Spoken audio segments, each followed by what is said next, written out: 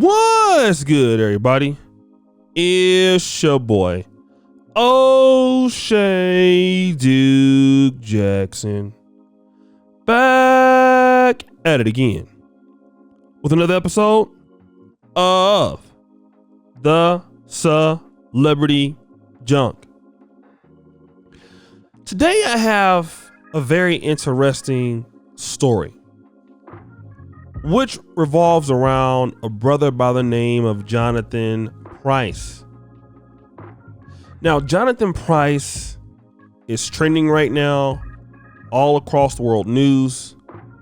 And the reason why he's trending is because he's a brother that was shot and killed by the police officers in Wolfe City, Texas. Now, this is not so uncommon, right? For, in this day and age, we've heard about the Ahmaud Berry, Breonna Taylor, George Floyd, many other situations. But what was interesting about Johnathan Price was that he was a Trump supporter, all right? He was actually a guy that was against Black Lives Matter, okay? And not only was he against Black Lives Matter, he was a proponent of Blue Lives Matter. He actually supported the police. And he was the kind of brother that thought that people who were dealing with police officers are getting killed by the cops were probably not complying, not doing what they're supposed to do. All right?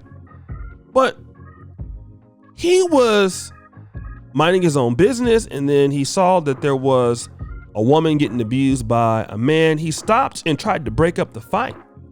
Okay? And when he did that, the police arrived, and when they arrived, they mistook him for the guy that was actually hitting the woman. And he was saying, no, it's not me. And then what happened was they tased him. And then when his body convulsed from the tase, and he kind of clutched over, they took that as a threat, and he was shot. All right.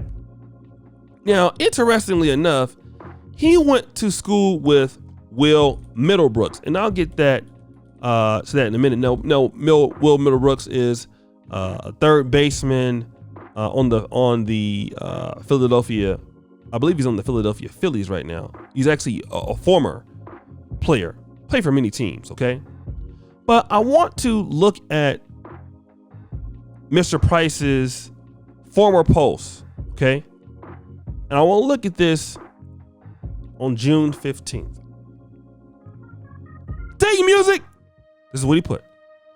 With all the tension and animosity going on with the race and the police one time, I'm on the same fence as Lil Wayne, with him saying a white cop saved his life, and hasn't been too vocal based off experiences. I was raised by the Malones and Woodruffs in my hometown for a large amount of my youth. It was my second family then, still are in 2020, if I have to say anything. The amount of food they fed to me, the amount of money they spent on me outweighs any BS about race or color right now. I have family that's never done a damn thing for me or supported my business ventures, and they're my blood. They will forever be a million in my book, and they know who they are. They're to blame for my countryside and addiction to white women. Not complaining one bit. Ooh, stop the show. Can I get a oh my God sound effect? Oh my God! He says this: there were times I should have been detained for speeding. And this is his response to the police. So start again. Day music! There were times I should have been detained for speeding, outstanding citations, outdated registration, dozing off at a red light before I make it to my garage in downtown Dallas after a long night out. I've passed a sobriety test after leaving a bar in Wiley, Texas by 2 white cops and still let me drive to where I was headed. And by the way, they consider white Texans to be very racist. I've never got that kind of energy from the popo. Oh boy. Not saying black lives don't matter, but don't forget about your own or your experiences through growth, waking up. Oh, man. Now, it's interesting that this guy loved white women, seemed to love white people, seemed to love the police. But then he found out that to some people, they don't look at you as what you look at them as. See, the thing about it is he wanted to live in America, an integrated America.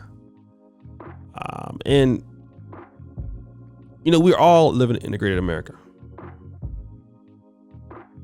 Thought we could live as one. But when push came to shove and no one knew who he was, the police didn't know who he was, it was lights out. And you know what the conservative excuses are whenever a black man gets killed by the police? He's resisting arrest. He's doing this. He's doing that. But you know what? Will Middlebrooks said this on Facebook. Sad music. See this face? This is the face of one of my childhood friends. The face of my first ever favorite teammate. The face of a good man. But unfortunately, it's the face of a man whose life was taken away from him last night with his hands in the air, while a small town East Texas cop shot him dead. Why?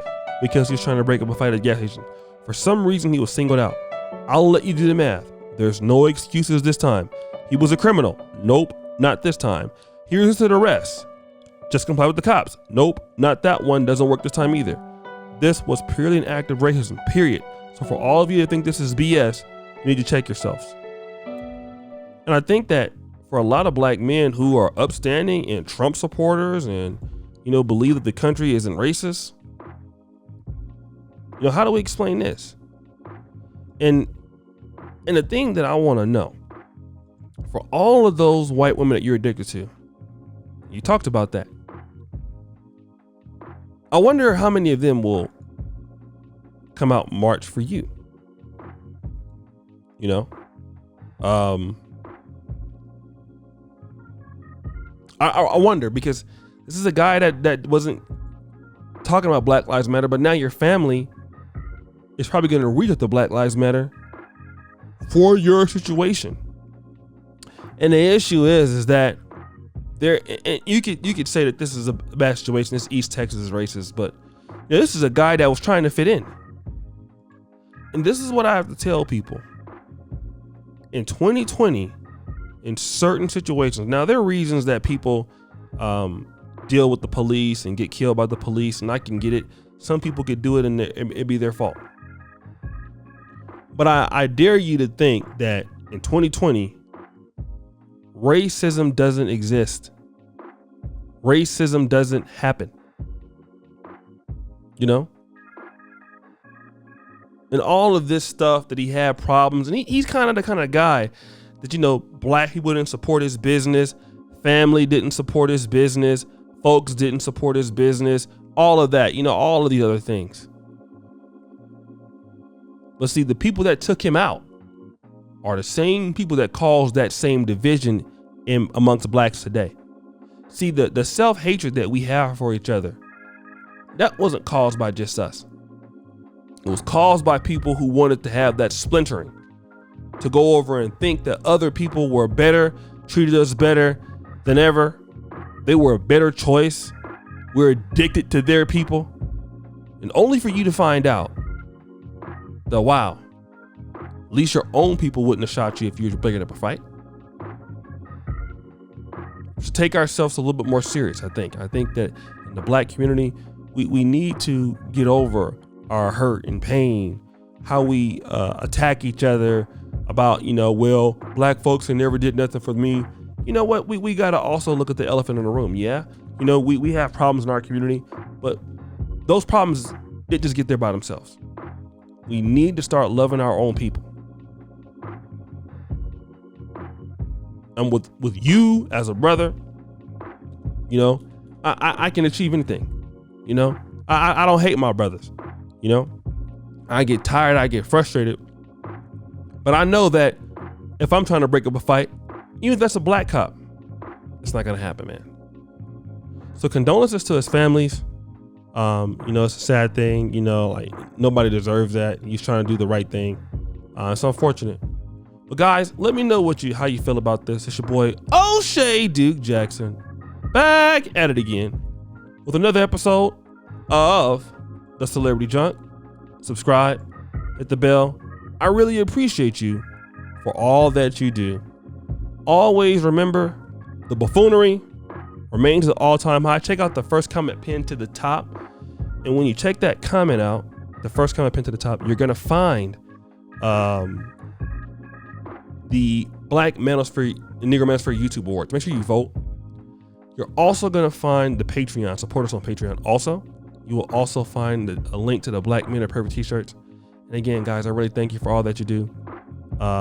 It's your boy O'Shea Duke Jackson. And always remember, the buffoonery remains at an all-time high. I'm out.